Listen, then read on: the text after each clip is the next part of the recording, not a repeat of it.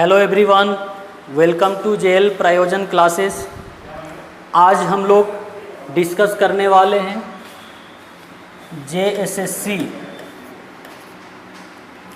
जो अभी जेएसएससी का पीजीटी टीचर का वैकेंसी आने वाला है, उसका कॉमर्स का सिलेबस ऑलरेडी हम लोग पिछले क्लास में डिस्कस कर चुके थे। आज हम लोग बात करने वाले हैं लेक्चर 1 इंट्रोडक्शन ऑफ अकाउंटिंग। आज हम लोग अकाउंटिंग का डिस्कशन करेंगे कि अकाउंटिंग होता क्या है, अकाउंटिंग का क्या नीड है। ठीक है, तो आज अकाउंटिंग का लेक्चर 1 होगा। तो इंट्रोडक्शन है, इंट्रोडक्शन ऑफ अकाउंटिंग, कि अकाउंटिंग होता क्या है।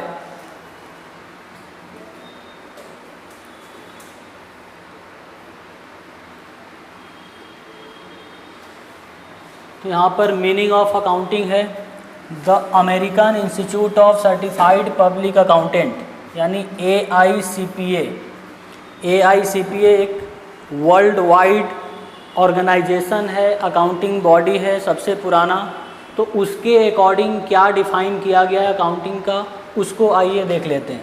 तो defined as accounting as the art. Accounting क्या है? आर्ट है। क्या चीज़ का? of recording, classifying and summarizing in a significant manner and in terms of money, transactions and events which are in part at least of financial character and interpreting the results thereof with greater economic development resulting in changing role of accounting, its scope become a broader। कहने का मतलब ये है कि accounting होता क्या है। तो अकाउंटिंग एक आर्ट है। अकाउंटिंग एक आर्ट है क्या चीज़ करने के लिए? तो रिकॉर्डिंग करने के लिए। हम लोग रिकॉर्डिंग करते हैं ना, अकाउंटिंग में करते क्या है? जो भी ट्रांजैक्शन होता है, फिनेंशियल ट्रांजैक्शन होता है, उसको हम लोग बुक्स ऑफ अकाउंट में रिकॉर्ड करने का काम करते हैं। तो वही यहाँ पर डिफाइन किया गया है कि क्या होता है अकाउंटिंग। तो रिकॉर्डिंग का काम होता है। इसमें आर्ट है, कला है रिकॉर्डिंग करने का। और सिर्फ रिकॉर्डिंग ही नहीं करते हैं, उसको अलग अलग क्लासीफाई करते हैं। रिकॉर्डिंग में आप लोग देखे होंगे कि हम लोग जर्नल एंट्री पास करते हैं, बुक्स कीपिंग मेंटेन करते हैं। तो क्या है? रिकॉर्ड कर रहे हैं। कोई भी ट्रांजैक्शंस हुआ बिजनेस का, जैसे सेल होगा, परचेज होगा, सैलरी पेमेंट करेंगे, रेंट होगा, तो ये सब एक्सपेंसेज या इनकम या जो भी ट्रांजैक्शंस होगा, इकोनॉमिक इवेंट होगा, उसको हम लोग क्या करते हैं? रिकॉर्डिंग करने का काम करते हैं अकाउंटिंग में। और क्या होगा अकाउंटिंग में? रिकॉर्ड करते हैं। रिकॉर्ड करने के बाद फिर क्या करते हैं? क्लासीफाइंग भी करते हैं। क्लासीफाइंग का मतलब होता है कि हम लोग लेजर बनाते हैं। लेजर बना करके अलग अलग अकाउंट का हम लोग पता करते हैं कि मोहन सोहन जो भी है उसका कितना परचेज या सेल हुआ। लेजर जो हम लोग बनाते हैं ना, उसको क्या बोलते हैं? क्लासीफाइंग करते हैं। उससे क्या बेनिफिट होता है? उससे बेनिफिट होता है कि हम लोग को ये पता चल जाता है कि एक पार्टिकुलर मंथ या ईयर में एक अकाउंट से कितना ट्रांजैक्शन हुआ है। जैसे मोहन है, मोहन से कई बार सेल किए हैं, उससे पैसा रिसीव हुआ, फिर सेल किए, फिर पैसा रिसीव हुआ, तो उसका बैलेंस बचा कितना, उससे कितना पैसा लेना है एंड ऑफ द मंथ या एंड ऑफ द ईयर, उसी को क्लासीफाई कहलाता है। क्लासीफाइंग कहते हैं उसको। फिर हम लोग समराइजिंग भी करते हैं। समराइजिंग में क्या करते हैं? समरी बनाते हैं, बैलेंस CD और BD निकालते हैं, उसको carry forward, carry down, brought down, ये सब का काम करते हैं। टोटल निकालते हैं, परचेज बुक, सेल्स बुक या आपका जर्नल प्रॉपर, कैश बुक, ये सब का जो टोटल निकालने का काम करते हैं, उसी को क्या कहलाता है? समराइजिंग कहलाता है। In a significant minor. Significant minor का मतलब होता है कि जैसे तैसे थोड़ी रिकॉर्डिंग होगा। कैसे रिकॉर्डिंग करेंगे? एक सिस्टमेटिक वे में रिकॉर्डिंग करेंगे। एक तरीका होगा, मेथडोलॉजी होगा, है ना। वो भी आगे हम लोग सीखेंगे। आप लोग जानते भी होंगे पर्सनल अकाउंट, रियल अकाउंट और नॉमिनल अकाउंट जो होता है, गोल्डन रूल उसका जो होता है कि जर्नल कैसे रिकॉर्ड करना है, तो उसी को बोला जाता है सिग्निफिकेंट माइनर में रिकॉर्डिंग करना। और किस टर्म में करते हैं रिकॉर्डिंग? बताइए आप लोग, किस टर्म में रिकॉर्डिंग करते हैं हम लोग, तो मनी के टर्म में रिकॉर्डिंग होगा। हम लोग हमेशा मनी के टर्म में बात करते हैं, क्योंकि बिजनेस एक्टिविटी होगा, उसमें जो भी ट्रांजैक्शंस होगा वो किस टर्म में होगा, मनी के टर्म में होगा। तो मनी के टर्म में ही हम लोग मेजर भी करते हैं कि कितना ट्रांजैक्शन हुआ, और उसी को बुक्स ऑफ अकाउंट में रिकॉर्ड करने का काम करते हैं। ट्रांजैक्शंस एंड इवेंट, जो भी बिजनेस में क्या चीज़ का रिकॉर्डिंग करेंगे, कुछ लेन देन होगा तब तो ट्रांजैक्शंस होगा, तब तो रिकॉर्ड करेंगे। कोई ना कोई इवेंट होगा, इवेंट या ट्रांजैक्शन एक ही बात हुआ, तो तभी रिकॉर्ड करेंगे। बिना इवेंट का, बिना ट्रांजैक्शंस का कोई रिकॉर्डिंग बुक्स में नहीं होता है। और ट्रांजैक्शन किस टर्म में होना चाहिए, फिनांशियल टर्म में होता है, तभी रिकॉर्डिंग होगा। फॉर एग्ज़ाम्पल, अगर आप ऑर्डर कर रहे हैं कोई सामान परचेज करने के लिए, सिर्फ ऑर्डर कर रहे हैं, अभी पता नहीं आप खरीदिएगा कि नहीं खरीदना है, सिर्फ ऑर्डर कर रहे हैं, क्या पता बाद में ऑर्डर कैंसिल भी कर दीजिएगा। तो सिर्फ ऑर्डर करने पर एंट्री नहीं होता है बुक्स ऑफ अकाउंट में। ऑर्डर कंप्लीट होगा, कोई ट्रांजैक्शंस कंप्लीट होगा, एक सीक्वेंस ऑफ इवेंट होगा, तभी हम लोग रिकॉर्ड करते हैं। समझ पा रहे हैं ना? यानी रिकॉर्डिंग करते हैं, क्लासीफाई करते हैं, समराइजिंग करते हैं सिग्निफिकेंट मैनर में, इन टर्म्स ऑफ मनी में। और क्या चीज़ का, तो जो भी ट्रांजैक्शंस एंड इवेंट होता है which are in part at least, यानी कुछ न कुछ ट्रांजैक्शंस होना चाहिए, तभी रिकॉर्डिंग होगा बुक्स ऑफ अकाउंट में। Of financial character and interpreting the results. Interpreting the results का मतलब क्या होता है कि हम लोग अकाउंटिंग में सिर्फ जर्नल, लेजर, ट्रायल बैलेंस सिर्फ यही नहीं बनाते हैं, हम लोग इसका एनालिसिस भी करते हैं और इसका इंटरप्रिटेशन भी करते हैं कि एक साल में कितने का प्रॉफिट हुआ, लॉस हुआ, सेल हुआ, है ना, कितना डेटर्स है, क्रेडिटर्स है, कितना एक साल में टारगेट बनाए थे, सेल करने का बजट बनाए थे, उतना अचीव हुआ नहीं हुआ, ये सब का भी इंटरप्रेटिंग और कम्युनिकेटिंग करता है अकाउंटिंग, है ना, हम लोगों को हेल्प करता है बिजनेस में। इसीलिए तो अकाउंटिंग पढ़ते हैं। अगर ये सब हेल्प ना करे तो अकाउंटिंग का क्या काम है, कोई काम नहीं है। इसीलिए हम लोग अकाउंटिंग पढ़ते हैं कि ये सारा चीज़ सिस्टमेटिक वे में करके हम लोगों को इन्फॉर्मेशन देता है जो भी रिजल्ट होगा। With greater economic development resulting in changing role of accounting, its scope become broader. कहने का मतलब ये है कि धीरे धीरे जैसे जैसे टाइम चेंज होता है, बिजनेस करने का तरीका चेंज होता है ना, तो क्या होता है कि हम लोग अकाउंटिंग का मेथोडोलॉजी भी धीरे धीरे चेंज होते जाता है, वहीं यहाँ पर बात हो रहा है। अब डिफिनेशन आई होप कि समझ में आ गया होगा। सबसे मेन पॉइंट क्या है इसमें, रिकॉर्डिंग समझ में आ गया, क्लासिफाइंग, समराइजिंग, सिग्निफिकेंट माइनर मतलब कि कोई मेथड यूज करके, टर्म्स ऑफ मनी, और ट्रांजैक्शन एंड इवेंट होना चाहिए, और उसका क्या होना चाहिए, इंटरप्रिटेशन भी करते हैं हम लोग। आगे बात कर लेते हैं। देखिए एक डायग्राम है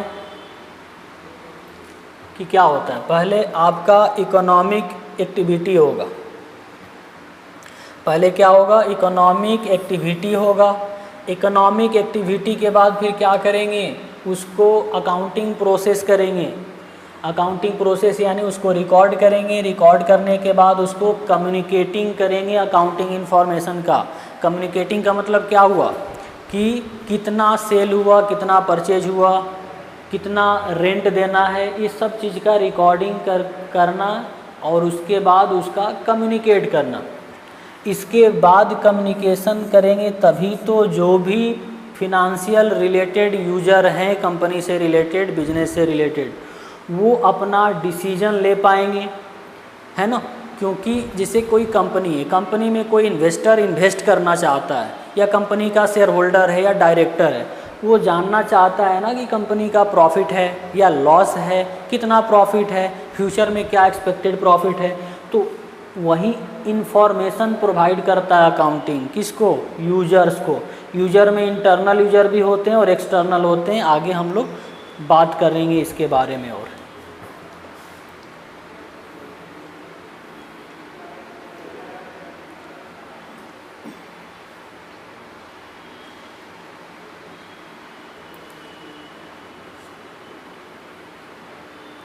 अब थोड़ा सा बैकग्राउंड का बात कर लेते हैं, हिस्ट्री का बात कर लेते हैं। आप लोगों से एक सवाल है कि आखिर अकाउंटिंग का ज़रूरत है क्या? क्यों ज़रूरी है अकाउंटिंग का? क्या फ़ायदा अकाउंटिंग करने से? तो अभी हम लोग डिफिनेशन देखें कि ये हम लोगों को रिकॉर्डिंग करने बताता है, क्योंकि किसी भी इंसान के पास इतना मेंटल पावर नहीं है, मेंटल एबिलिटी नहीं है कि वो सीक्वेंस ऑफ सीरीज, जो भी सीक्वेंस ऑफ इवेंट हो रहा, बिजनेस में लेन देन हो रहा, ट्रांजैक्शंस हो रहा, उसको याद कर पाए, उसको रिमेंबर कर पाए एनी टाइम कि किसको पैसा देना है, किसको लेना है। इम्पॉसिबल, ह्यूमन कैपेसिटी नहीं है उतना याद रखने का। तो इसीलिए हम लोग रिकॉर्डिंग करने का काम करते हैं। और रिकॉर्डिंग कैसे करते हैं? सिस्टमेटिक वे में रिकॉर्डिंग करते हैं ताकि सारी चीज़ों को हम लोग याद रख सकें। इसीलिए ज़रूरत है अकाउंटिंग का।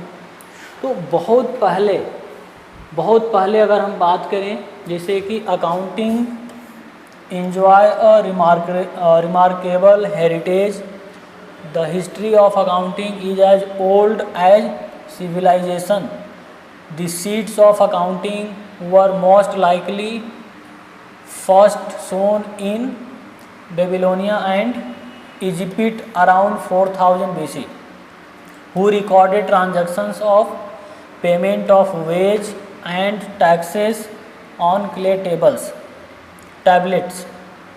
Historical evidence reveals that Egyptians, यानी इजिप्ट एक कंट्री था, एक आपका यूनियन था, तो वो यूज करते थे, used some form of accounting for their treasuries where gold and other valuable were kept. कहने का मतलब ये है कि बहुत पहले भी, जब अकाउंटिंग आने से पहले भी जो इजिप्टियंस थे इजिप्ट कंट्री के, वो लोग क्या करते थे, अपना जो भी खजाना था, सरकारी खजाना, उसको कोई ना कोई तरीके से रिकॉर्ड करने का काम करते थे।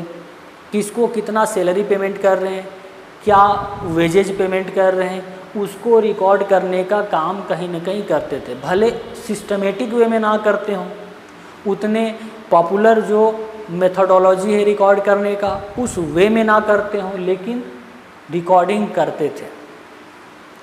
अब क्या हुआ, यहाँ से देखते हैं। अब धीरे धीरे बिजनेस बढ़ने लगा। पहले क्या था, बार्टर सिस्टम हुआ करता था, एक सामान लो दूसरे सामान दो, एक हाथ से सामान दो दूसरे हाथ से दूसरा सामान ले लो। तो इसमें क्या प्रॉब्लम था, प्रॉब्लम ये था कि हम लोग मनी का मेजर नहीं कर पाते थे अच्छे से। हमको धान, किसी को चावल दे करके उससे आटा लेना है तो उसका मेजर नहीं कर पाते थे। तो बिजनेस बहुत लिमिटेड था। तो धीरे धीरे बिजनेस बढ़ने लगा, एरिया बढ़ने लगा बिजनेस करने का। तब फील हुआ कि हम लोगों को मनी का ज़रूरत है, तो मनी मेजरमेंट से होने लगा। तो जितना बड़े लेवल पर ट्रांजैक्शन शुरू हो गया, तो उसको याद रखना किसी भी इंसान का माइंड सेट में रखना बहुत मुश्किल हो जाता था। तो उसके लिए एक तरीका खोजा गया कि इसको कैसे रिकॉर्ड किया जाए, कैसे याद रखा जाए। तो आपका अकाउंटिंग का फॉर्म जनरेट हुआ, अकाउंटिंग आपका जानकारी में आया। तो पहले भी ये लोग करते थे और बाद में धीरे धीरे जो लुकास पेसियोली थे, फ्रांसीसियंस थे, फ्रांस के थे, मर्केंट क्लास के थे, बुक एक सेकेंड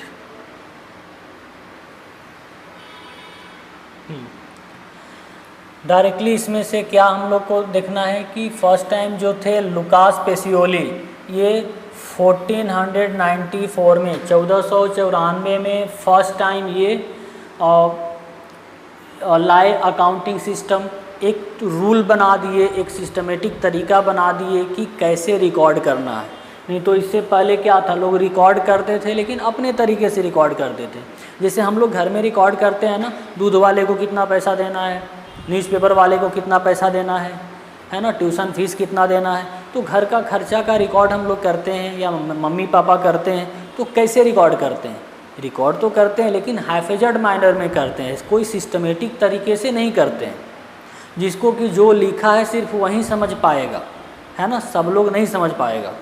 तो उस तरीके से पहले रिकॉर्ड किया जाता था। लेकिन 1494 में लुकास पेसियोली ने क्या किया, फर्स्ट टाइम इंट्रोड्यूस किया अकाउंटिंग का कुछ मेथड, कुछ रूल, कुछ पॉलिसी डिफाइन करके बताया कि एक तरीके से रिकॉर्डिंग करना चाहिए जो भी लेन देन होता है। और इसके बाद फिर धीरे धीरे डेवलप होने लगा अकाउंटिंग रूल, ठीक है। इसके बाद फिर डेबिट और क्रेडिट का रूल आया और धीरे धीरे करके ऐसे आपका अकाउंटिंग डेवलप होने लगा। और आज के टाइम में इतना डेवलप हो गया है कि कोई भी छोटी से छोटी ऑर्गेनाइजेशन हो या बड़ी ऑर्गेनाइजेशन हो, अकाउंटिंग का ज़रूरत पड़ता ही पड़ता है। बिना अकाउंटिंग का याद रखना कोई भी ट्रांजैक्शन या बिजनेस को बड़े लेवल पर ले जाना मुश्किल है, मुश्किल ही नहीं बिल्कुल नामुमकिन है, हो ही नहीं सकता है। टाटा, बिरला, अंबानी, ये सब का जो भी बिजनेस है बिना अकाउंटिंग का कैसे याद रहेगा किसको देना है किसको लेना है पैसा। तो बिल्कुल इम्पॉर्टेंट है, हो गया है आज के टाइम में अकाउंटिंग। अब आगे बात करते हैं इकोनॉमिक इवेंट।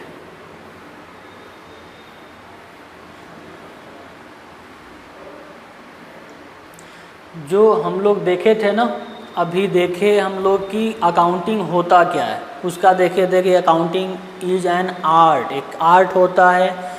क्या होता है, उसको रिकॉर्डिंग करने का आर्ट होता है, रिकॉर्डिंग, समराइजिंग, क्लासीफाइंग, इंटरप्रेटिंग। कौन सा टर्म में, वो मॉनेटरी टर्म में होगा, इकोनॉमिक इवेंट में होगा। तो वहीं इसका पहला पार्ट है कि इकोनॉमिक इवेंट होता क्या है। तो जो भी बिजनेस में ट्रांजैक्शंस होता है, लेन देन होता है, वो किस टर्म में होता है, इकोनॉमिक टर्म्स में होता है। जैसे आप कहीं से सामान खरीदते हैं, पैसा देते हैं, सामान लेते हैं। क्रेडिट पर भी खरीदते हैं, यानी उधार भी परचेज करते हैं, तो क्या होता है कि आप सामान खरीदे, भले बाद में पैसा देंगे, लेकिन कोई ना कोई वैल्यू का सामान खरीदे या बेचे, ज़रूर मनी का मेजरमेंट होगा, इकोनॉमिक इवेंट होगा। बिना इकोनॉमिक इवेंट का कोई ट्रांजैक्शंस कंप्लीट नहीं होता है और रिकॉर्डिंग भी जर्नल एंट्री में नहीं होता है। तो याद रखिएगा, इकोनॉमिक इवेंट का मतलब कि बिजनेस का कोई भी ट्रांजैक्शंस होता है वो मनी में होता है, मनी मेजरमेंट में होता है। बिना मेजर का कोई ट्रांजैक्शंस नहीं होगा।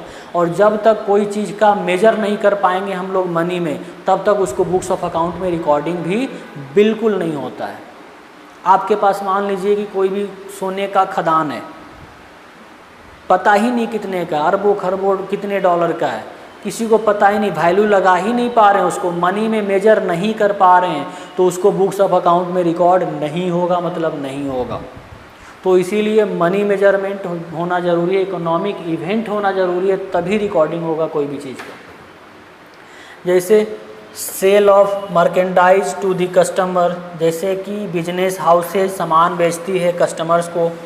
Rendering services to the customers by कोई भी कंपनी क्या करती है, आपको गुड्स बेचेगी या सर्विसेज प्रोवाइड करेगी, तो वो भी एक मनी मेजरमेंट में होगा। आप सर्विस या गुड्स परचेज करेंगे, एक्वायर करेंगे और उसके बदले में कंपनी को आप पेमेंट करेंगे।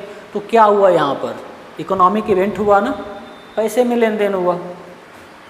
Purchase of material from supplier, ये सब क्या है, एग्जाम्पल है कि ये सब इकोनॉमिक इवेंट है। Payment of monthly rent to the landlord, landlord को हम लोग मंथली रेंट पेमेंट करते हैं, सैलरी देंगे, वेजेज देंगे, कैसे देंगे, पैसे रुपए में देंगे, यानी इकोनॉमिक इवेंट कहलाएगा वो। अब जो भी इकोनॉमिक इवेंट होगा उसको पहले क्या करना है, पहले ट्रांजैक्शंस होगा, ट्रांजैक्शंस के बाद उसको हम लोग आइडेंटिफाई करेंगे, आइडेंटिफिकेशन करेंगे कि कितने का ट्रांजैक्शन हुआ, किस डेट को हुआ, कौन से मंथ में हुआ, किससे ट्रांजैक्शन हुआ, ये सब आइडेंटिफाई करेंगे, मेजर करेंगे कितने रुपए का हुआ। इसके बाद उसको रिकॉर्डिंग करेंगे और कम्युनिकेटिंग करेंगे, रिकॉर्ड करेंगे। डायरेक्टली हम लोग क्या सीखे हैं, जो 11th क्लास 12th क्लास से जो हम लोग कॉमर्स में पढ़े हैं, डायरेक्टली क्या सीखे हैं, जर्नल एंट्री से डायरेक्टली स्टार्ट किए हैं। बेसिक कॉन्सेप्ट तो हम लोग पढ़े ही नहीं हैं, इसीलिए आप लोग को हो सकता है कि थोड़ा ये नया लग रहा होगा। लेकिन जो लोग इन डिटेल पढ़े हैं, थ्योरी को भी इम्पोर्टेंस दिए हैं 11th 12th क्लास में, वो अच्छे से समझ पा रहे होंगे। और यकीन मानिए पीजीटी कॉमर्स में कोई भी एग्ज़ाम हो कॉमर्स से रिलेटेड, आपका जेएसएससी पीजीटी कॉमर्स का ही बात नहीं कर रहे हैं, यूजीसी नेट का भी बात कर लें, या फिर कोई भी पीजीटी अदर स्टेट का होता है, जैसे यूपी या दिल्ली का या एनबीएस का, केबीएस का, कोई भी एग्ज़ाम होता है अकाउंटिंग का, जहाँ भी सवाल पूछा जाएगा ये सब बेसिक चीज़ ही पूछा जाता है। जर्नल एंट्री उतना नहीं पूछा जाएगा कि इसका जर्नल एंट्री करके बताइए, नहीं, बेसिक कॉन्सेप्ट पूछा जाता है, इसीलिए बेसिक कॉन्सेप्ट हम अभी पढ़ा रहे हैं। क्लियर है? कोई डाउट होगा तो ज़रूर कमेंट में करके पूछिएगा, उसका रिप्लाई करने की कोशिश करेंगे।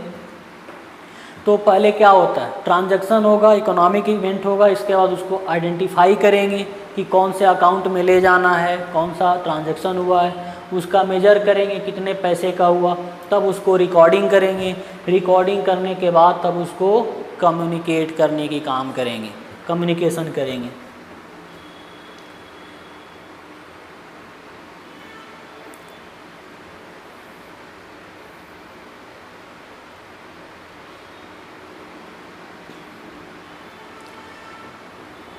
ऑर्गेनाइजेशन अच्छे से आप लोग जानते होंगे ऑर्गेनाइजेशन क्या होता है। ऑर्गेनाइजेशन टू और मोर पर्सन या पीपल एक साथ एक पर्पस के लिए कंबाइंड होते हैं, कोई ऑर्गेनाइजेशन फॉर्म करते हैं, कॉमन ऑब्जेक्टिव के लिए काम करते हैं, उसी को क्या बोलते हैं, ऑर्गेनाइजेशन बोलते हैं। तो ऑर्गेनाइजेशन क्यों बनाया जाता है, कोई ना कोई एक स्पेसिफिक पर्पस के लिए बनाया जाता है, कुछ मोटिव के लिए बनाया जाता है। ऐसी थोड़ी ना बना दिया जाता है कि हाँ 2-4 लोग हैं इकट्ठा, पता ही नहीं क्या करना है, ऐसा थोड़ी बनता है ऑर्गेनाइजेशन। तो ऑर्गेनाइजेशन एक स्पेसिफिक गोल के लिए बनता है, और जो भी ऑर्गेनाइजेशन में पर्सन रहते हैं सबका एक कॉमन पर्पस होता है, कॉमन गोल होता है, कॉमन ऑब्जेक्टिव होता है, इसीलिए ऑर्गेनाइजेशन बनता है। अब ऑर्गेनाइजेशन बनेगा तो ऑर्गेनाइजेशन में क्या होगा, ऑर्गेनाइजेशन कई सारे टाइप्स का हो सकता है, इनकॉर्पोरेटेड या अनइनकॉर्पोरेटेड। इनकॉर्पोरेटेड कहने का मतलब कि जिसका रजिस्ट्रेशन नहीं कराया गया है, और इनकॉर्पोरेटेड का मतलब कि जिसका रजिस्ट्रेशन करवाया गया है, जैसे कि कोई भी एनपीओ होती है या कोई भी एनजीओ, कंपनी या पार्टनरशिप फॉर्म, ये सब क्या है, रजिस्टर्ड है, तो इसको इनकॉर्पोरेटेड बोल सकते हैं। तो कोई भी ऑर्गेनाइजेशन होगी तो उसमें क्या होगा, ट्रांजैक्शंस होगा, लेन देन होगा, तो उसी लेन देन का ही तो हम लोग रिकॉर्डिंग करेंगे। जब तक ऑर्गेनाइजेशन नहीं होगा, ऑर्गेनाइजेशन नहीं होगा तो लेन देन भी नहीं होगा, ट्रांजैक्शंस नहीं होगा, ट्रांजैक्शन नहीं होगा तो जर्नल एंट्री नहीं होगा, रिकॉर्डिंग नहीं होगा, अकाउंटिंग का कोई काम ही नहीं है। इसीलिए अकाउंटिंग के लिए ऑर्गेनाइजेशन बहुत इंपॉर्टेंट पार्ट है। तो ऑर्गेनाइजेशन समझ में आया होता क्या है कि 2 और मोर पर्सन एक साथ एक कॉमन पर्पस के लिए एक साथ आते हैं, एक ऑर्गेनाइजेशन फॉर्म करते हैं, चाहे रजिस्ट्रेशन करवाते हैं या नहीं भी करवा सकते हैं, मैंडेटरी नहीं है, उसको बोलते हैं organisation. Interested users of information,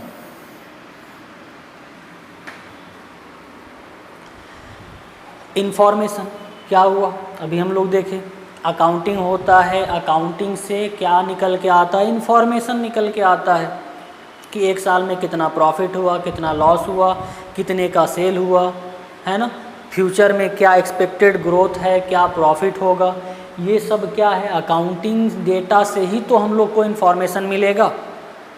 और वो इन्फॉर्मेशन कौन जानना चाहेगा, तो यूजर, कौन यूजर होंगे इन्फॉर्मेशन का, इंटरेस्टेड यूजर कौन होंगे। आप ये वीडियो क्यों देख रहे हैं, आप कॉमर्स से रिलेटेड हैं, अगर आपका कॉमर्स है तो फिजिक्स का वीडियो थोड़ी देखिएगा। तो कॉमर्स का लेक्चर से कौन रिलेटेड है, कौन इंटरेस्टेड है, जो कॉमर्स पढ़ा है। वैसे ही आपका फिनंशियल इन्फॉर्मेशन से, अकाउंटिंग से रिलेटेड इन्फॉर्मेशन कौन जानना चाहेंगे किसी भी कंपनी का, तो जो उसके ऑनर होंगे। अच्छा, इसमें भी एक्सटर्नल और इंटरनल हो सकते हैं, इंटरनल और दूसरा एक्सटर्नल भी हो सकते हैं।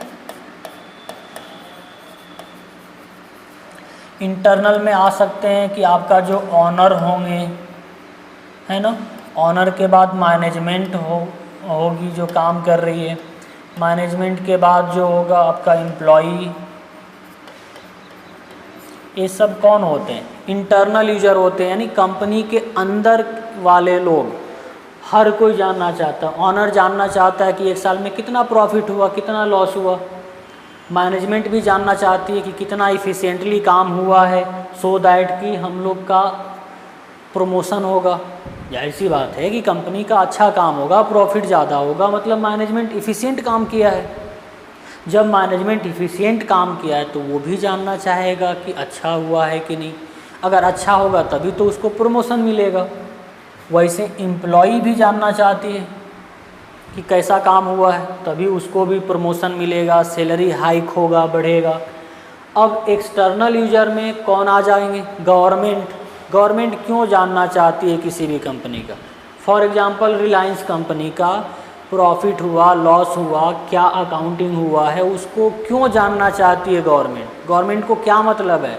तो मतलब इसलिए है क्योंकि टैक्स लेना है। अगर ज़्यादा प्रॉफिट होगा तो ज़्यादा टैक्स मिलेगा, कम प्रॉफिट होगा तो कम प्रॉफिट मिलेगा। तो इसीलिए वो भी जानना चाहती है कि क्या हो रहा है कंपनी में, उसका बुक्स ऑफ अकाउंट इन्फॉर्मेशन से रिलेटेड वो इंटरेस्टेड पार्टी है। गवर्नमेंट के अलावा जो प्रोस्पेक्ट इन्वेस्टर हैं, वर्ड ध्यान दीजिएगा क्या बोल रहे हैं, प्रोस्पेक्ट इन्वेस्टर, यानी जो अभी रिलायंस कंपनी में इन्वेस्ट करने वाले हैं। फॉर एग्जांपल आपके पास 1 लाख रुपए हैं, आप रिलायंस कंपनी में इन्वेस्ट करने वाले हैं, तो आप जानना चाहिएगा ना कि रिलायंस कंपनी कैसा चल रही है, उसका प्रॉफिट है या लॉस है, फ्यूचर में क्या प्लान है, फ्यूचर में एक्सपेक्टेड प्रॉफिट क्या हो सकता है। वो सब एनालिसिस करने के लिए उसका अकाउंटिंग इन्फॉर्मेशन आपके पास रहेगा, तभी तो कर पाइएगा, और उसी के बेसिस पर आप डिसीजन लीजिएगा। तो प्रोस्पेक्ट इन्वेस्टर भी एक्सटर्नल यूजर होते हैं, वो जानना चाहते हैं कि कंपनी में क्या चल रहा है, उसका क्या इन्फॉर्मेशन है। उसके अलावा भी कई सारे और हो सकते हैं, सोसाइटी भी हो सकती है, टैक्स अथॉरिटी भी हो सकती है, जीएसटी अथॉरिटी हो सकती है। तो ये सब यूजर होते हैं इन्फॉर्मेशन का, जो भी कंपनी का। इसीलिए तो हम लोग अकाउंटिंग कर रहे हैं, ताकि सारा चीज़ रिकॉर्ड रहे। इससे इन्फॉर्मेशन लेने वाले यूजर कई सारे लोग होते हैं।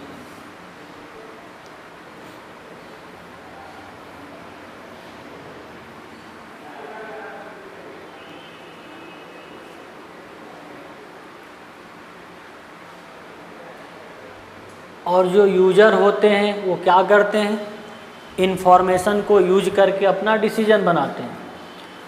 तो इन्फॉर्मेशन मिलेगा कहाँ से? जो अकाउंटिंग हुआ है, तो इसीलिए लिखा हुआ accounting as a source of information. अगर आप रिलायंस कंपनी में इन्वेस्ट करना चाहते हैं तो उस कंपनी का फिनंशियल इन्फॉर्मेशन से, अकाउंटिंग से रिलेटेड आप जानना चाहेंगे कि क्या प्रॉफिट हुआ, लॉस हुआ, तो आपको कहाँ से इन्फॉर्मेशन मिलेगा? तो कंपनी का जो अकाउंटिंग हुआ है ना, वहाँ से आपको इन्फॉर्मेशन मिलेगा। तो अकाउंटिंग आपको इन्फॉर्मेशन भी प्रोवाइड करता है।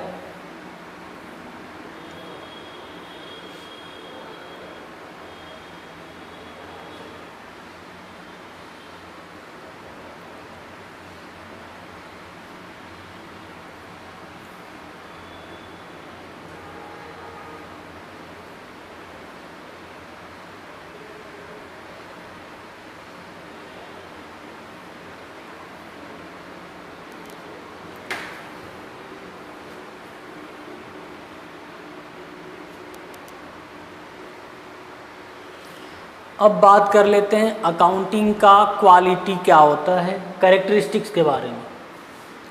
तो qualitative characteristics of accounting information, very very important. Exam में कई सारे वेरियस एग्ज़ाम में पूछा हुआ है। किस टाइप का पूछेगा कि अकाउंटिंग का कैरेक्टरिस्टिक्स क्या होता है। उसमें भी 2 टाइप का होता है, एक होता है क्वालिटेटिव, एक होता है क्वांटिटेटिव। तो उसमें से 4 ऑप्शन दे देगा, उसमें से बोल देगा कि कौन सा क्वालिटेटिव या क्वांटिटेटिव कैरेक्टरिस्टिक्स ऑफ अकाउंटिंग है, या कौन सा नहीं है, ये भी पूछ सकता है। तो इसीलिए ध्यान से इसको समझिएगा, बहुत ही इम्पॉर्टेंट है। पहली बात तो क्वालिटी होता क्या है, कोई भी चीज़ का क्वालिटी, सिर्फ अकाउंटिंग की बात नहीं कर रहे। क्वालिटी क्या होता है कि उसको जनरली हम लोग नंबर में मेजर नहीं करते हैं, है ना, उसको। और क्वांटिटी क्या होता है, क्वांटिटी को हम लोग नंबर में मेजर करते हैं। तो यहाँ पर है कि कैरेक्टरिस्टिक्स ऑफ अकाउंटिंग इन्फॉर्मेशन, कौन सा क्वालिटेटिव देख रहे हैं कि qualitative characteristics of accounting information है क्या।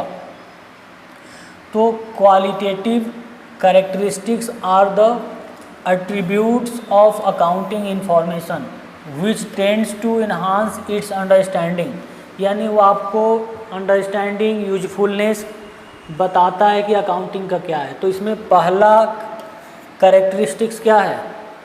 रिलायबिलिटी। रिलायबिलिटीज का मतलब क्या होता है कि reliability means the users must be able to depend on the information. Reliability का मतलब होता है कि आप अकाउंटिंग पर भरोसा कर सकते हैं। जो अकाउंटिंग हुआ है उस अकाउंटिंग का डेटा को एनालिसिस करके आप फ्यूचर के लिए कुछ कंक्लूजन निकाल सकते हैं, इंटरप्रिटेशन निकाल सकते हैं, उसी को बोलते हैं रिलायबिलिटी, यानी वो रिलायबल है कि नहीं। तो रिलायबिलिटी क्या होता है? क्वालिटेटिव कैरेक्टरिस्टिक्स होता है, ध्यान रखिएगा। The reliability of accounting information is determined by the degree of correspondence between what the information convey about the transactions or events that have occurred, measured and displayed, यानी जो fact हुआ है उसी fact को ही अकाउंटिंग डेटा में maintain किया गया, उसी का अकाउंटिंग किया गया है, तो उसको क्या बोलेंगे? रिलायबिलिटीज। सिंपल समझा रहे हैं, फिर से समझाते हैं। हम अकाउंटिंग का रिकॉर्डिंग करेंगे, सेम वहीं अकाउंटिंग का रिकॉर्डिंग करेंगे, आप भी कीजिएगा, वहीं कीजिएगा। फॉर एग्जांपल, अगर एक क्वेश्चन है, क्वेश्चन अगर दिख पा रहा होगा तो कैश सेल्स, कैश सेल्स है क्वेश्चन। हम जब जर्नल एंट्रीज का पास करेंगे तो क्या पास करेंगे? कैश अकाउंट डेबिट और टू सेल्स अकाउंट। मान लीजिए कि 5,500 रुपये का है, तो 500 रुपये क्रेडिट डेबिट में और 500 रुपये क्रेडिट में। आप बताइए कि आप क्या एंट्री पास कीजिएगा? सेम यही एंट्री पास कीजिएगा। जो 11th क्लास में बच्चा पढ़ रहा उसको भी दीजिएगा तो क्या पास करेगा? यही एंट्री पास करेगा। तो क्या हुआ? ये रिलायबिलिटी हुआ ना, भरोसा हुआ ना कि एक जैसा ही रूल को फॉलो करना है। अमेरिका में भी एंट्री इस ट्रांजैक्शन का क्या होगा? सेम यही एंट्री होगा। यूनिवर्सल एप्लीकेबल होता है अकाउंटिंग का रूल, ठीक है। तो इसीलिए कहा जाता है कि रिलायबिलिटीज होता है अकाउंटिंग इंफॉर्मेशन में। हम एंट्री पास करें या आप कीजिए, सेम होगा, तो रिलायबल हुआ ना। आगे बढ़ते हैं। पहला था रिलायबिलिटीज। अगर आप लोग नोट बना रहे होंगे साथ में तो इसको 1 नंबर कर लीजिएगा।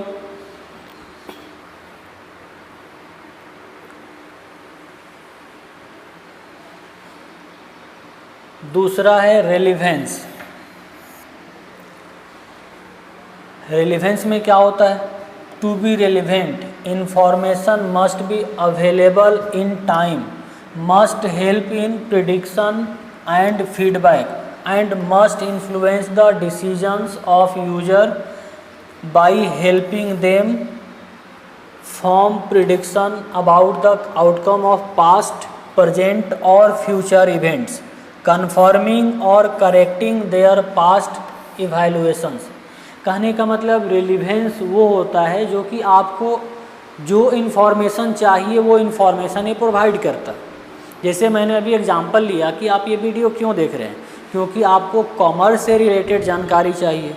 अगर फिजिक्स की जानकारी चाहिए होती तो क्या आप ये वीडियो देखते? बिल्कुल नहीं देखते।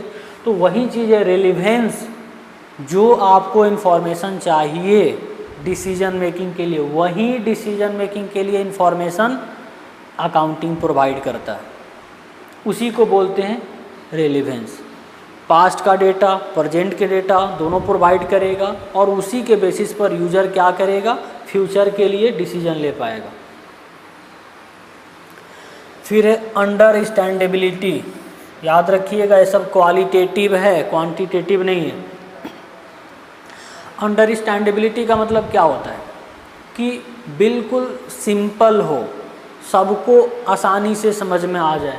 जैसे अभी मैंने जर्नल एंट्री पास किया तो क्या था? अंडरस्टैंडेबिलिटी था, आप तुरंत समझ गए होंगे। अभी जैसे एक एंट्री ट्रांजैक्शन बोल रहे हैं, उसका एंट्री आप लोग कमेंट में ज़रूर पोस्ट कीजिएगा, देखते हैं आप लोग कितना जानते हैं।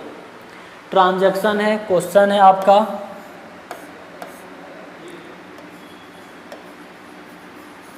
Veg paid. वेज पेड अगर दिख रहा होगा तो ठीक है, नहीं तो रिपीट भी कर रहे हैं। वेज पेड ₹5000, इसका एंट्री आप लोग कमेंट में पोस्ट कीजिएगा ज़रूर। और देखिएगा सबका एक जैसा एंट्री होगा और सबको समझ में भी आ जाएगा। तो वही क्या है, अंडरस्टैंडेबिलिटी है, क्या डेबिट होता है क्या क्रेडिट होता है सबको समझ में आ जाएगा। हाँ, जो कॉमर्स जानता है, जो अकाउंटिंग जानता है वही समझ भी पाएगा, और दूसरे पार्टी को भी समझाने के लिए एकदम सिंपल वे में प्रेजेंटेशन हम लोग करते हैं। आप लोग देखें बैलेंस शीट जो हम लोग बनाते हैं बिल्कुल एक जैसा फॉर्मेट होता है।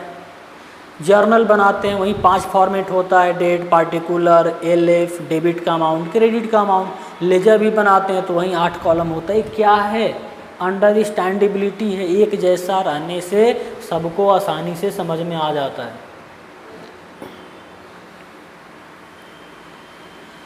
फिर है कंपेरेबिलिटी।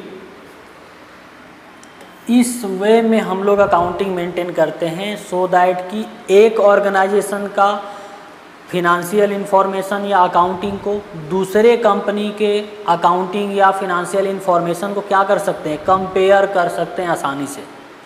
या फिर एक ही कंपनी के अंदर में एक साल का डेटा को दूसरे साल के डेटा से आसानी से हम लोग क्या कर सकते हैं, कंपेयर कर सकते हैं, उससे कुछ कंक्लूजन निकाल सकते हैं, इंटरप्रिटेशन कर सकते हैं और फ्यूचर में डिसीजन भी ले सकते हैं उससे। तो ये बिल्कुल कंपेरेबिलिटी होना चाहिए अकाउंटिंग कैसा होता है, कंपेरेबिलिटी होता है, आसानी से कंपेयर कर सकते हैं हम लोग। याद कीजिए आप लोग जब बनाए हैं कॉमन साइज स्टेटमेंट या comparative balance sheet, comparative income statement या कैश फ्लो भी आप लोग बनाए हैं, तो 2 साल का डेटा को क्या करता है, वो कंपेयर करके बताता है। तो अकाउंटिंग बिल्कुल कंपेरेबिलिटी होता है। तो ये हम लोग देखें क्वालिटेटिव कैरेक्टरिस्टिक्स ऑफ अकाउंटिंग। अब देख लेते हैं ऑब्जेक्टिव होता क्या है।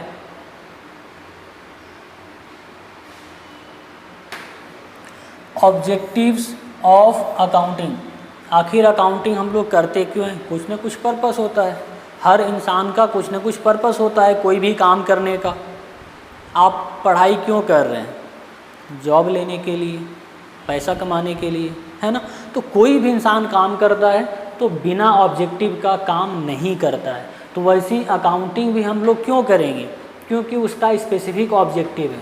ऑब्जेक्टिव क्या है, maintenance of records and business transactions.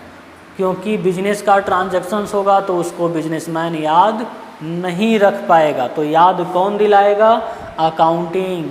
तो इसीलिए हम लोग रिकॉर्ड को मेंटेन करते हैं जो भी बिजनेस का ट्रांजैक्शन होता है। तो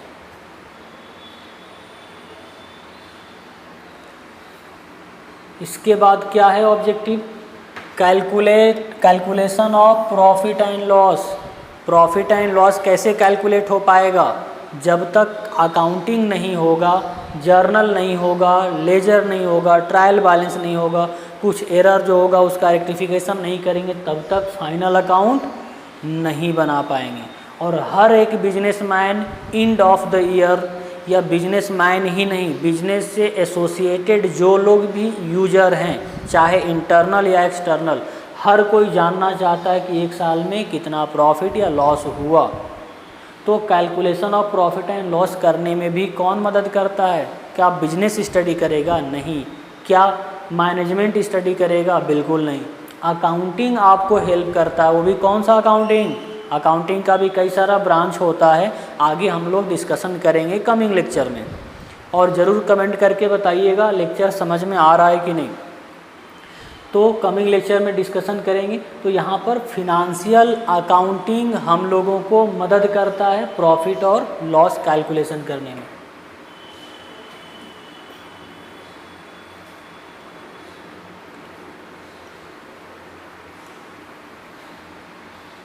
जैसे यहाँ पर एक डायग्राम है, कि qualitative characteristics of accounting information का, कि डिसीजन मेकर डिसीजन लेता है, और कौन डिसीजन लेता है, यूजर्स ऑफ अकाउंटिंग इंफॉर्मेशन, और होता क्या, अंडरस्टैंडेबिलिटी अभी हम लोग समझे, फिर डिसीजन यूजफुलनेस होगा, इसमें रिलेवेंस आएगा, रिलायबिलिटी जो ऑलरेडी हम लोग समझ चुके हैं होता क्या है।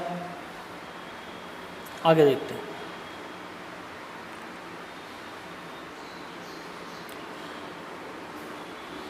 अभी हम लोग क्या देख रहे हैं, ऑब्जेक्टिव देख रहे हैं। ऑब्जेक्टिव में पहला ऑब्जेक्टिव क्या देखे कि maintenance of books of account, books of account maintain करने में, रिकॉर्ड करने में, जो भी बिजनेस का ट्रांजैक्शन होगा उसमें हेल्प करता है अकाउंटिंग।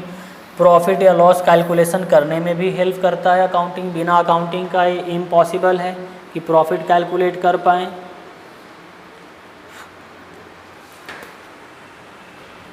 तीसरा क्या है, defection of financial position. Financial position और फिनेंशियल इंफॉर्मेशन क्या होता है, आप लोग बता पाएंगे? Financial performance and financial position.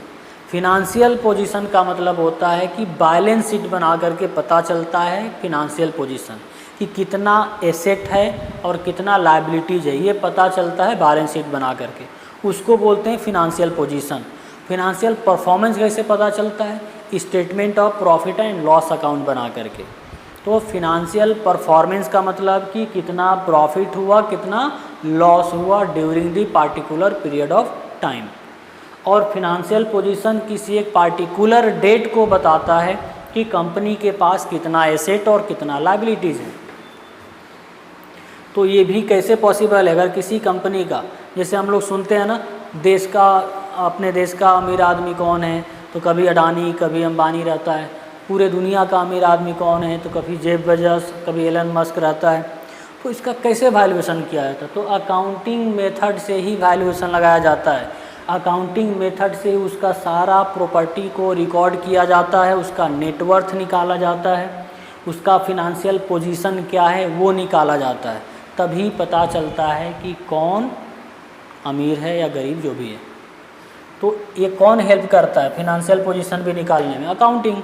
बिना अकाउंटिंग का पॉसिबल है, नहीं है।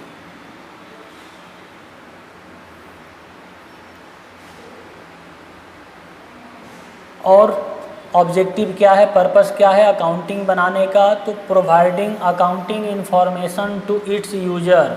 अभी अभी हम लोग देखे यूजर कौन होते हैं, इंटरनल और एक्सटर्नल यूजर होते हैं। तो उसको यानी यूजर्स को इंफॉर्मेशन भी कौन प्रोवाइड करेगा, अकाउंटिंग प्रोवाइड करेगा। इसीलिए अकाउंटिंग हम लोग मेंटेन करते हैं। आई होप कि आपको बिल्कुल समझ में आ रहा होगा क्लास। अगर फास्ट चल रहे होंगे तो भी बताइएगा कि स्लो चलेंगे, अगर स्लो चल रहे होंगे तो भी बताइएगा कि सर ये सब कुछ तो सिंपल है, थोड़ा फास्ट चलिए, ठीक है। तो कमेंट करके प्लीज़ आप लोग बताइएगा। तो ये समझ में आ गया पॉइंट कि यूजर्स को डिसीजन लेना है, डिसीजन लेने के लिए इन्फॉर्मेशन चाहिए। इन्फॉर्मेशन कौन प्रोवाइड करेगा, अकाउंटिंग प्रोवाइड करेगा। इसीलिए हम लोग अकाउंटिंग पढ़ रहे हैं, अकाउंटिंग का ऑब्जेक्टिव है।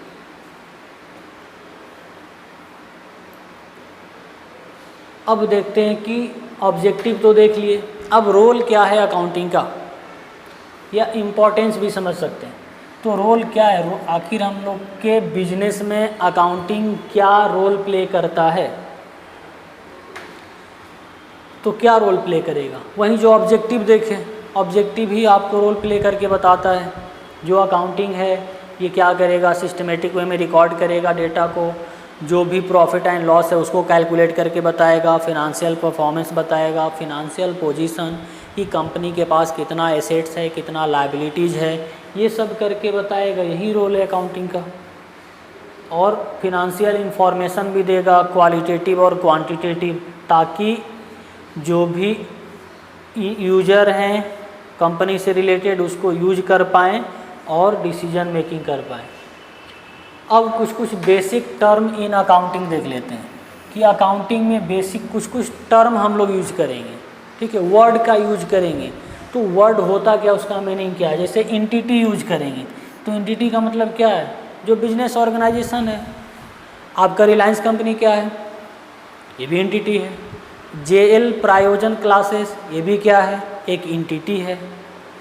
आपका टाटा कंपनी ये भी क्या है, एंटिटी है। तो जो भी बिजनेस का नाम आप देखते हैं वो क्या है, एक एंटिटी है, एक ऑर्गेनाइजेशन है, उसको एंटिटी बोला जाएगा। तो अगर अब हम कभी एंटिटी वर्ड यूज करेंगे मतलब समझिएगा कि बिजनेसेस की बात हो रही है।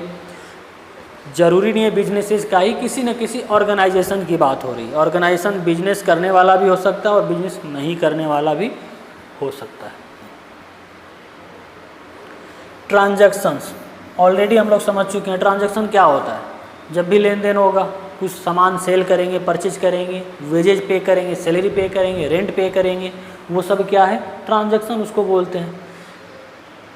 इसके बाद मोस्ट इम्पॉर्टेंट एसेट्स। एसेट्स किसको बोलते हैं जी, बहुत बार आप लोग देखे होंगे, 11 से पढ़ते हुए आए होंगे, पीजी तक पढ़े होंगे एसेट एसेट एसेट। लेकिन एसेट होता क्या है, कभी डिफाइन किए हैं, समझे कभी? तो एसेट्स हम लोग उसी को बोलेंगे जिसका कम से कम क्या हो, कुछ न कुछ वैल्यू हो। जैसे ये मार्कर है, मेरे लिए क्या है, एसेट है। क्यों एसेट है, इसका वैल्यू है, इसको हम चाहें तो मार्केट में बेच सकते हैं, तो वैल्यू होना चाहिए, उसी को एसेट्स बोलेंगे। दूसरा पॉइंट क्या है कि इसका फ्यूचर बेनिफिट होना चाहिए। जब तक कोई फ्यूचर बेनिफिट नहीं, जैसे मार्कर मेरे हाथ में है तो क्या है, इसका फ्यूचर बेनिफिट है, हमको बेनिफिट है कि इससे हम लिख पा रहे हैं, आप लोगों को समझा पा रहे हैं। जब तक ये बेनिफिट नहीं होगा तो इसको कोई एसेट नहीं है मेरे लिए।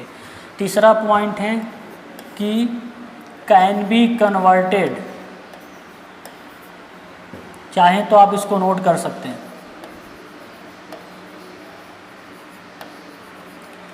इनटू कैश, यानी जब चाहें फ्यूचर में कैश में कन्वर्ट कर सकते हैं। जैसे बिल्डिंग है, बिल्डिंग क्या है, मेरे लिए एसेट है। क्यों एसेट है, क्योंकि इसका कोई ना कोई वैल्यू है, 8 लाख 10 लाख 50 लाख वैल्यू है। इसका फ्यूचर बेनिफिट है, हम रेंट पर दे सकते हैं, घर को यूज कर सकते हैं, घर में अपना बिजनेस कर सकते हैं, तो ये क्या है, फ्यूचर बेनिफिट है इसका। या can be converted into cash, इसको जब चाहें बेच सकते हैं, कैश में कन्वर्ट सकते हैं, बिल्कुल इजीली बिकने वाला है, इसीलिए इसको क्या बोलते हैं, एसेट बोलेंगे। तो आई होप कि समझ में आ गया होगा कि एसेट होता क्या है। जैसे कोई भी एग्जांपल ले लीजिए, बाईसाइकिल या साइकिल, या फिर आपका मोटरसाइकिल, या फिर आपका बिल्डिंग, फर्नीचर, गुडविल, ये सब कुछ क्या है, ट्रक, एसेट है। स्टॉक, कैश, सब एसेट है। अब एसेट्स भी कई सारे टाइप्स का होता है, उसको देख लेते हैं। थोड़ा पेज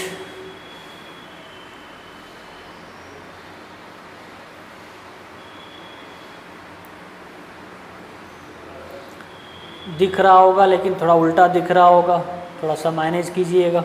तो एसेट्स होता है, एसेट्स क्या होता है हमने बता दिया। अब एसेट्स में भी 2 टाइप का होगा, एक होगा नॉन करंट एसेट्स, दूसरा क्या होगा, करंट एसेट्स।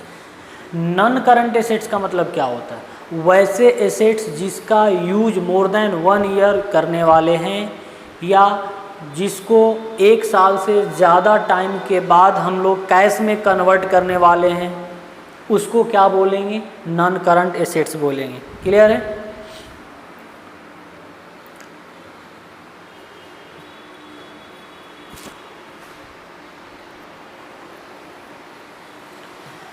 और नॉन करंट बोलेंगे। करंट एसेट्स किसको बोलेंगे, जिसका यूज हम लोग लेस देन 1 ईयर करने वाले हैं, या जिस एसेट्स को इजीली लेस देन 1 ईयर में कैश में कन्वर्ट कर देने वाले हैं, सेल करने वाले हैं, वही क्या हो जाएगा, करंट एसेट्स हो जाएगा। और नॉन करंट किसको बोले अभी हम, कि जिसका यूज मोर देन 1 ईयर करने वाले हैं, या जिसको सेल भी करेंगे तो 1 साल के बाद ही सेल करेंगे, उसी को बोलते हैं नॉन करंट एसेट्स। क्लियर है? एग्जाम्पल जैसे बिल्डिंग है, प्लांट है, मशीनरी है, बाईसाइकिल है, ये सब क्या हो जाएगा, ये सब आपका नॉन करंट एसेट्स के कैटेगरी में आ जाएगा। करंट एसेट्स में क्या आ जाएगा, कैश, स्टॉक, डेटर, है ना, ये सब क्या हो जाएगा, करंट एसेट्स में आ जाएगा। हालांकि जो बिल्डिंग, मोटर कार, ये सब का एग्जाम्पल लिए, ये बिजनेस टू बिजनेस ये वैरी करेगा। फॉर एग्ज़ाम्पल आप लोगों को हम क्वेश्चन दे रहे हैं, आप लोग कमेंट ज़रूर करके बताइएगा। हम लोग जब बिजनेस में कार यूज कर रहे हैं, बिजनेस के पर्पज़ से, ऑफिस के पर्पज़ से कार या ट्रक या बाइक जो भी यूज कर रहे हैं, वो हम लोगों के लिए कौन सा एसेट्स है, नॉन करंट या करंट एसेट्स? फिर से सवाल रिपीट कर रहे हैं, जो बिजनेस हाउस में हम लोग कार, बाइक या ट्रक यूज कर रहे हैं वो कौन सा एसेट होगा, नॉन करंट या करंट होगा? कमेंट करके ज़रूर बताइएगा। और वहीं कार या ट्रक या बाइक, कार या ट्रक बाइक बनाने वाली कंपनी के लिए कौन सा एसेट्स होगा? जैसे टाटा मोटर है, तो टाटा मोटर के लिए कार या ट्रक कौन सा एसेट होगा, करंट एसेट्स होगा या नॉन करंट एसेट्स होगा? ज़रूर बताइएगा कमेंट करके। अब नॉन करंट में भी आपका कई सारे टाइप्स का होगा, आगे देख लेते हैं। नॉन करंट में आपका होगा फिक्स्ड एसेट्स, जैसे प्लांट एंड मशीनरी, बिल्डिंग और फर्नीचर, ये सब क्या हो जाएगा, फिक्स्ड एसेट्स हो जाएगा। नॉन करंट इन्वेस्टमेंट, यानी आपने 5 साल के लिए, मतलब 1 साल से अधिक टाइम के लिए कहीं पर इन्वेस्टमेंट कर दिया, एफडी कर दिया, म्यूचुअल फंड में इन्वेस्ट कर दिया, वो क्या हो जाएगा, नॉन करंट इन्वेस्टमेंट हो जाएगा। डेफर्ड टैक्स नेट, यानी अगर आपने सरकार को ज़्यादा टैक्स पेमेंट कर दिए हैं, वो भी क्या हो जाएगा, डेफर्ड टैक्स नेट हो जाएगा। Long terms loans and advances, long term loans and advances का मतलब ये होता है कि आपने किसी पर्सन या किसी को भी, किसी ऑर्गेनाइजेशन को भी 1 साल से अधिक टाइम के लिए उधार पैसा दे रखे हैं, उसी को बोलते हैं long term loans and advances. Other, बाकी जो बचा अदर नॉन करंट एसेट्स में चला जाएगा। करंट एसेट्स में क्या आता है, करंट एसेट्स में आएगा आपका करंट इन्वेस्टमेंट, यानी इन्वेस्टमेंट कर रहे हैं कहीं लेस दैन 1 ईयर के लिए। इन्वेंट्री समझते हैं स्टॉक। ट्रेड रिसीवेबल यानी डेटर और बिल्स रिसीवेबल, और कैश एंड कैश इक्विवेलेंट आ जाएगा, और बाकी जो बचेगा वो भी अदर में आ जाएगा। अदर दिया है ना, हाँ। Short term loans and advances, यानी अगर आप किसी को उधार पैसा दिए हैं 1 साल से कम पीरियड ऑफ टाइम के लिए, 1 साल से ज़्यादा के लिए देंगे तो किस में आ जाएगा, नॉन करंट में। लेकिन 1 साल से कम के लिए देंगे तो किस में आ जाएगा, short term loans and advances में आ जाएगा। और बाकी जो बचेगा जैसे प्रीपेड एक्सपेंसेज या प्रीपेड रेंट, वो किस में आ जाएगा, अदर करंट एसेट्स में आ जाएगा। तो ये रहा क्लासिफिकेशन ऑफ एसेट्स। अब फिक्स्ड एसेट्स के अंदर में भी tangible assets, intangible assets, capital work in progress, intangible assets under development, ये चारों क्या होता है, क्योंकि चारों भी इम्पॉर्टेंट है, यहाँ से क्वेश्चन बन सकते हैं आपके एग्जाम में। टैंजिबल और इनटैंजिबल तो आप लोग ज़रूर समझ रहे होंगे। टैंजिबल का मतलब क्या होता है, जिसका फिजिकल एग्जिस्टेंस रहता है एसेट्स का, जिसको हम लोग देख सकते हैं, छू सकते हैं, टच कर सकते हैं, उसको क्या बोलते हैं, टैंजिबल एसेट्स। जैसे बिल्डिंग, क्या बिल्डिंग को देख सकते हैं, क्या छू सकते हैं, बिल्कुल, तो क्या है, tangible assets. Car, bike, furniture, ये क्या हो जाएगा, टैंजिबल एसेट्स हो जाएगा। इनटैंजिबल में पहला नाम आपके जुबान पे ज़रूर आ गया होगा, क्या, goodwill, patent right, copyright, trademarks, बहुत सारा होता है ना। तो जो दिखता नहीं है, सॉफ्टवेयर, सॉफ्टवेयर कभी देखे हैं कैसा कलर का होता है, कितना वजन है उसका, नहीं, तो वो क्या हो जाएगा, इनटैंजिबल एसेट्स। फिर एक कैपिटल वर्क इन प्रोग्रेस, इसका मतलब क्या होता है, ये टैंजिबल एसेट्स का ही पार्ट है। जैसे बिल्डिंग है, तो बिल्डिंग अगर कंप्लीट बन के रेडी हो चुका है उसको क्या बोलेंगे, टैंजिबल एसेट्स। लेकिन अभी अगर मान लीजिए कि बिल्डिंग अंडर कंस्ट्रक्शन है, अभी उस पर काम चल रहा, ढलाई करना है, कुछ जुड़ाई, उस पर ईंटा का जुड़ाई करना है, तो उसको क्या बोलेंगे, फिनिश्ड तो नहीं हुआ है, यूज लायक तो नहीं हुआ अभी, तो उसको हम लोग कैपिटल वर्क इन प्रोग्रेस बोलेंगे। जब वही बिल्डिंग बन के रेडी हो जाएगा, उसको यूज करने लगेंगे या रेंट पर लगा देंगे, तो उसको बोलेंगे टैंजिबल एसेट्स। क्लियर, समझ में आया। अब इनटैंजिबल से रिलेटेड है आपका इनटैंजिबल एसेट्स अंडर डेवलपमेंट। जैसे अगर मान लीजिए कि कोरोना का जो दवाई, कोरोना वैक्सीन का जो खोज किया जा रहा था, तो क्या एक दिन में खोज हो जाता है क्या? बिल्कुल नहीं, उसमें टाइम लगता है, खर्च लगता है। तो अभी वो क्या होगा कि अभी मान लीजिए कि डेवलपमेंट है, अभी बन रहा, प्रोसेस में, टाइम लगने वाला, उसको क्या बोलेंगे? Intangible assets under development. अगर वहीं कोरोना का वैक्सीन बन के रेडी हो गया, आपके पास वो एक्सक्लूसिव राइट हो गया कि उस दवाई को सिर्फ आप ही बेचिएगा, आप ही उसका यूज कीजिएगा, मतलब आप ही उसका प्रोडक्शन कीजिएगा, मैन्युफैक्चरिंग कीजिएगा दवाई का, कोई दूसरा आपका फार्मूला को कॉपी नहीं कर सकता है, तो आपके पास एक्सक्लूसिव राइट हो गया। तो वैसा एसेट्स क्या कहलाएगा? इंटैंजिबल एसेट्स कहलाएगा। ठीक है, यहाँ तक समझ में आया तो ज़रूर रिप्लाई कीजिएगा और बताइएगा कि समझ में आया कि नहीं आया, या और स्लो पढ़ाएं या और तेज़ पढ़ाएं, और जो जो क्वेश्चन पूछे हैं ज़रूर कमेंट करके बताइएगा। तो आज के लिए बस इतना ही रखते हैं। तो thank you so much, all the best.